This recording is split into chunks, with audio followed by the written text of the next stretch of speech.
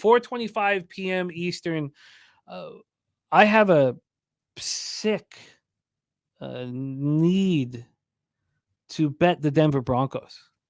I fought it off all week last week. I fought it off and I fought it off and I kept wanting to bet them and I fought it off. Thank God. And now I have this sick need to bet them here and to fade Sam Howell. I want to so badly. But I almost bet it before we got here, but I was like, no, don't, man. Just talk it out and make sure that you want this. 78 Fahrenheit, sunny, 6 miles per hour. We're a mile high in Denver, Colorado. Let's go right to the line history here in this one. This has been moving. So this opened up at the 3.5 at a pick'em, which is minus 106 at Pinnacle, not minus 110 like other books. That's why everyone loves the book.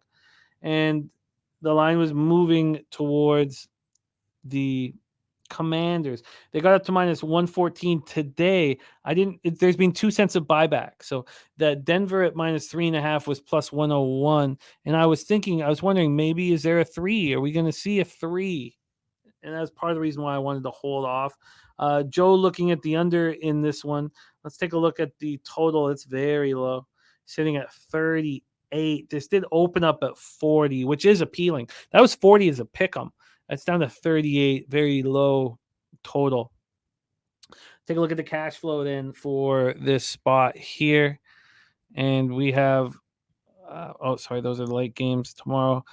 That's just Cowboys. Here we go. We have 37% of the tickets, 81% of the cash on the Broncos, and the line's moving in the other direction. I don't love that, but I like the 37-81.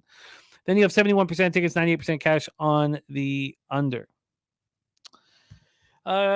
Caleb says Russ didn't look like Mr. Unlimited, but I thought he had a serviceable showing relative to last season. I think that's a fair statement. Harold Williams says Denver or pass. And Detroit Lenny says that Denver is a potential survivor pick. Wow. That's hard to say out loud. The Commanders coming off an underwhelming, very, very underwhelming 2016 win at home over Arizona. They closed 7-point favorites. Sam Howell did not look good. This team finished with just 248 total yards. He struggled throughout. The Commanders were 4 of 12 on third down, 2 of 5 in the red zone. He finished 19 of 31 for 202 yards, 1 touchdown, 1 pick. He also ran 2 times for 11 yards, lost a fumble. He did not receive protection from his O-line. He got sacked 6 times. Curtis Samuel caught 5 passes for 54. Logan Thomas caught 4 for 43. Brian Robinson ran 19 times for 59 yards. And then they held this anemic Cardinals offense to 13 first downs and 210 yards. I mean, that doesn't say that much. Montez Sweat, Jonathan Allen were very strong. These guys are monsters, and they're there every day, unlike Chase. They combined for 8 tackles, 2.5 sacks, 4 tackles for a loss, 4 quarterback hits.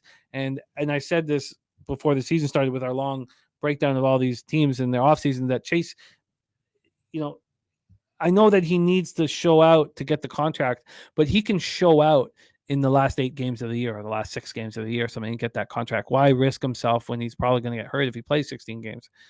Now, maybe I'm reading too much into it, but I think Chase plays 7 or 8 games this year and waits, and then is awesome, and then gets the payday that the Commanders aren't giving him.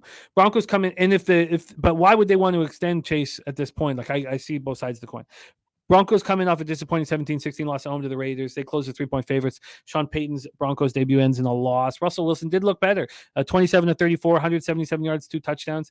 He did only throw for 52 yards in the second half, and Greg Dulcich was lost to an injury. And, I don't want to be too dramatic about this spot, like, with Kyler and the Bears, but he's going to miss multiple weeks now with the injured hamstring. And Dulcich was a big part of this puzzle. The new look offensive line with Mike McGlinchey and that huge contract gave him enough protection. He was only sacked twice. 10 players caught passes, but no one caught for more than the 37 yards as Samaje Perine did out of the backfield. He also ran 8 times for 41 yards. Javonte Williams ran 13 for 52, caught 4 for 5. Cortland Sutton and Lil Jordan Humphrey each caught TD passes.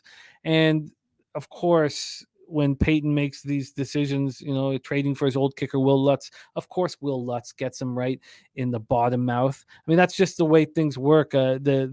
The whole locker room was very upset with the way all that was handled. Everyone, it was not even ditching Brandon McManus. They weren't even upset about that. But McManus was 5 for 5 in extra points and field goals for the Jags. The defense couldn't get any pressure. They finished without a sack. It had just 3 quarterback hits. Kareem Jackson had that crucial end zone interception.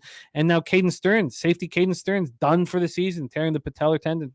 Take it away for us. I think I should let this sickness go. I should just let this go. I don't have to bet the Broncos, but I just want to fade Sam Howell so badly. Take it away, Troy. So I kind of touched on where I sit with the Commanders. I don't know much about it. I didn't watch any of that game, so I definitely have to catch up because I'm interested in this Commanders defense at the very least. Looking at the Broncos side, I mean, another team I have to watch more of. I don't have a full picture yet. I feel like I still need to do more work, but this was a team that graded out very average on offense, maybe slightly above average versus the worst defense in the NFL. I mean, this is clearly the worst defense in the NFL as their power. I mean, they were ranked 30th at DB, 30th at linebacker, and 24th at the defensive line position. I don't want to put all my equity into that, but I think I've used these numbers in the past, and I think that they're at least worth noting during this conversation. The receivers struggled to get open, middle of the pack offensive line for the Broncos, and defensively, they didn't grade out very well. I mean, their pass rush was 28th in the league, 23rd in coverage. Now, they were going against 2 good receivers. I think I'm a lot higher on Jacoby Myers than a lot of other people. But their pass rush was god-awful, 28th. And as it goes with the Commanders, I mean, I need to see more. I'm with you. I want to fade Howell. I want the Broncos in this situation, but I just can't get there without more information. I can't get there with the Broncos. As much as I want to fade Sam Howell, how do you trust what we saw from the Broncos? You can't. You just can't. Yeah. You just can't, unfortunately. Now, if this gets to 3, I'd be interested. Caleb says, any word on Judy's status? I thought he went. Didn't they put him on the PUP? I thought. No, they put. We talked about it last week. I don't have it here. I'll bring it up for you. Caleb. Okay. Let's roll on here.